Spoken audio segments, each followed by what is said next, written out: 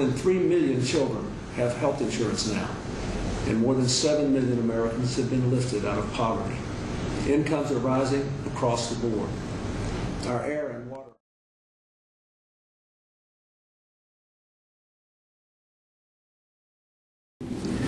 Many attempts have been made to resolve this crisis through diplomacy and negotiations. All were rejected by the dictator of Panama, General.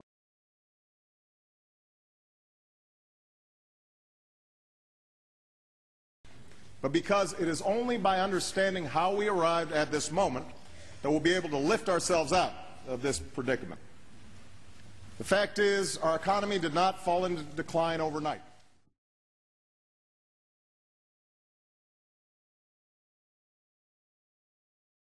I shall ask the Congress of the United States to act, to make a commitment it is not fully made in this century to the proposition that race has no place in American life or law.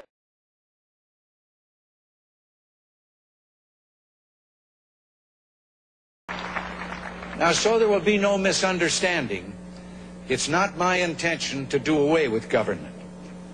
It is rather to make it work with us, not over us, to stand by our side.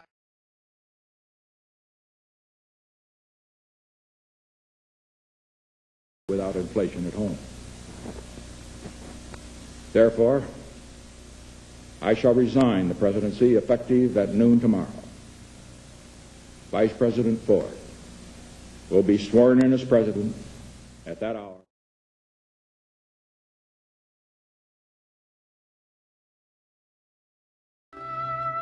Our enemies are innovative and resourceful, and so are we. They never stop thinking about new ways to harm our country and our people, and neither do we.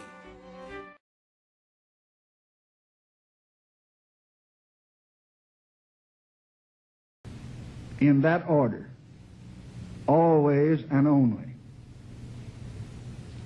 For 37 years in the service of our nation, first as a congressman, as a senator, and as vice president.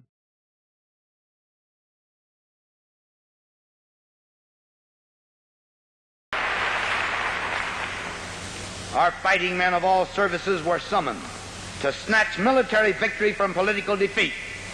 Democracies cannot afford the luxury of assigning armies of soldiers to go around picking up after their statesmen.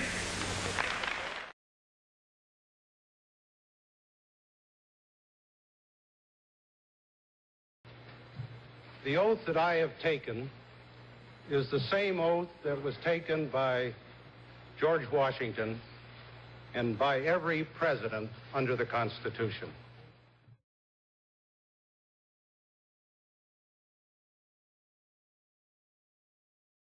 We are attempting to secure the release of the Americans through the International Court of Justice, through the United Nations, and through public and private diplomatic efforts. We are determined to achieve this goal.